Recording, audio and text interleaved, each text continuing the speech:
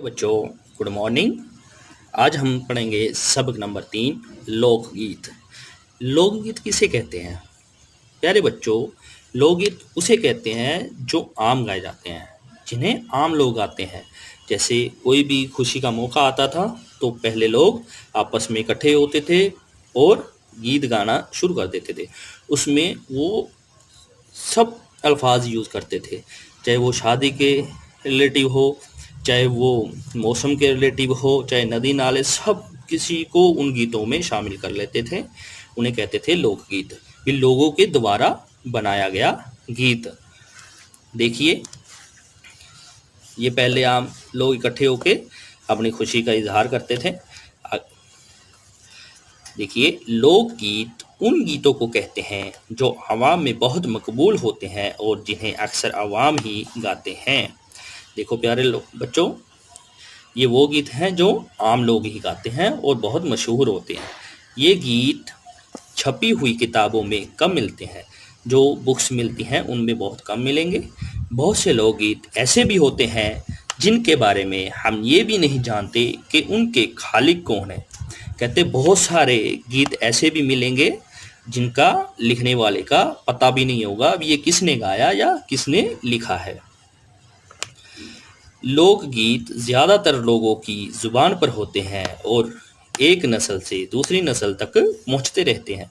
कहते ये जो ज़्यादातर लोग होते हैं उनकी अपनी भाषा होती है जो पीढ़ी दर पीढ़ी चलती है। आगे देखिए, लोकगीत अवामी जज्बात, उमंगों और तजुर्बों पर मबनी होते हैं, इसीलिए वो किसी ग्रोह या कौम की आवाज़ होते हैं।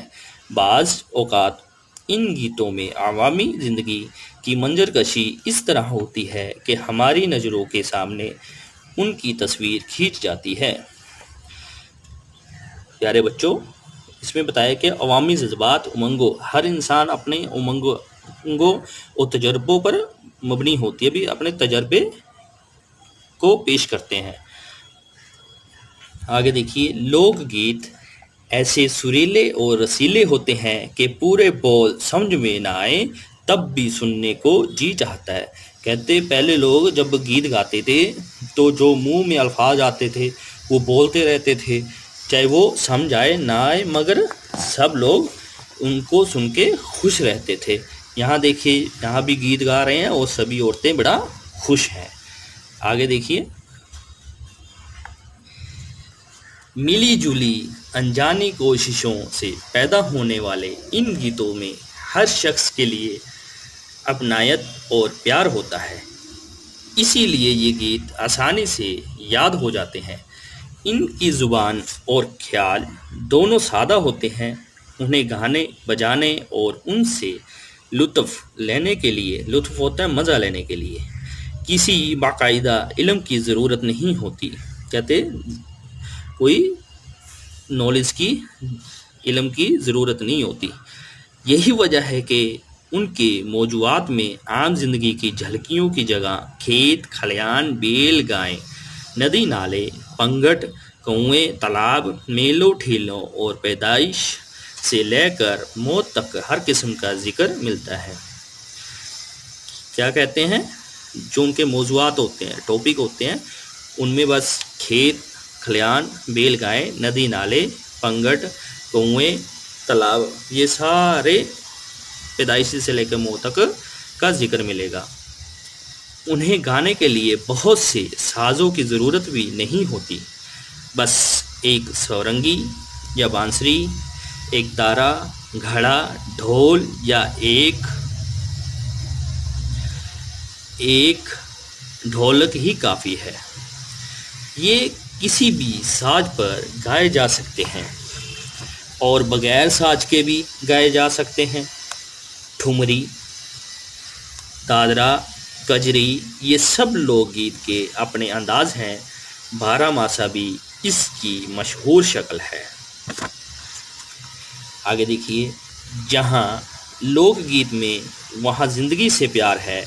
झाड़ों की रुत में अलाव के आसपास बैठे हुए बचपन के साथी किसी जाने पहचाने गीत में सोए हुए सपने जगाते हैं। चांदनी रातों में बचपन की सखियाँ चूड़ियों की खनक और पायलों की झनकार से इन गीतों में चार चांद लगाती है। जब फसलें पकती हैं और अनाज की सुनहरी बालियां दिलों में उमंगें जगाती है। लोकगीत यूं तो हर जुबान में होते हैं, लेकिन शुमाली हिंदुस्तान की बुर्ज भाषा ओधी और भोजपुरी में जो गीत गाए जाते हैं, आवाम में उनकी मकबूलियत बहुत है। उनमें ज़ुबान ना जानने वालों के लिए भी गैर मामूली कशिश होती है। कश्मीरी, हरियाणवी, पंजाबी, बंगाली, मालवी और राजस्थानी लोकगीतों का बड़ा प्यारा अंदाज है। ख़ास तौर पर राजस्थानी लोकगीत तो अपने रक़्स और मौसीकी की वजह से ज़्यादा मकबूल हैं। इन्होंने बोला कहाँ कहाँ के? शुमाली हिंदुस्तान के। बुर्ज भाषा, उर्दू और भोजपुरी के तो सबसे ज़्यादा मशहूर है। उसके अलावा पंजाब के, बंगाल के और राजस्थान के ज़्यादा मशहूर है। कौन होगा जिसने राजस्थान का ये मशहूर लोकगीत पल्लू लटके गोरी को पल्लू लटके ना सुना हो। टेलीविज़न और फिल्मों ने भी लोकगीतों को बड़ा रवाज दिया है। इन लोकगीतों में हमारी तहजीब रची बसी है। प्यारे बच्चों, अगर अभी तक आपने इस वीडियो को लाइक और सब्सक्राइब नहीं किया है तो पहले इसको लाइक और सब्सक्राइब ज़रूर कर लें, ताकि अगली वीडियो का नोटिफिकेशन आपको आसानी से मिल सके। आगे देखिए, मायने याद कीजिए। आवाम, आम की जमा आम लोग। मबनी, मनहसर की बुनियाद पर। औकात, वक्त की जमा। खालिक, पैदा करने वाला, मुराद लिखने वाला। मंजर कशी, मंजर खींचना, लफ्ज़ों में मंजर की तस्वीर खींचना। पंगट, वो कुआं या बावली जहाँ से पानी भरा जाता है। सारंगी, एक तरह का साज जिसमें कई तार होते हैं। एक तारा, एक साज जिसमें एक ही तार होता है। ठुमरी, गीत की एक किस्म जिसमें एक बोल तरह तरह से अदा किया जाता है। दादरा, गीत की एक किस्म जिसमें मुख्तलिफ गीतों के बोल या इशार जोड़ दिए जाते हैं। कजरी, बरसात में गाए जाने वाले गीत की एक किस्म। बारहमासा, शायर की एक किस्म, ऐसी नज़म जिसमें साल के 12 महीनों और मुख्तलिफ मौसमों का जिक्र किया जाए। रुत, मौसम, चार चांद लगाना, खूबसूरती बढ़ाना। तब लोग खुशी से झूम झूम कर नाचते और गाते हैं। प्यारे बच्चों, आगे देखिए।